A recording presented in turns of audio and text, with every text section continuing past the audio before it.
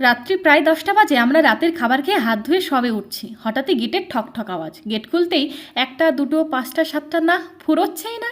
ওনারা আমার খুব একটা চেনা জানা না হলেও গল্পের সূত্রে জানতে পারে আমার ঠাকুমার দুঃসম্পর্কের কিছু আত্মীয় স্বজন। আর এটাও জানতে পারি আমাদের গ্রামেই কোনো এক বাড়িতে দুপুরবেলায় নেমন্তন্ন খেয়ে গ্রামটা ঘুরতে বেরিয়েছেন আর রাত্রিটা এখানেই কাটাবেন, তবে রাত্রে কিচ্ছুটি খাবেন না।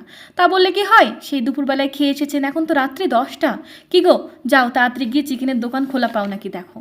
প্রায় আধা ঘন্টা পর হাজব্যান্ড ভিজিটে এসে বলে বাইরে বৃষ্টি নেমেছে, দোকান সব বন্ধ।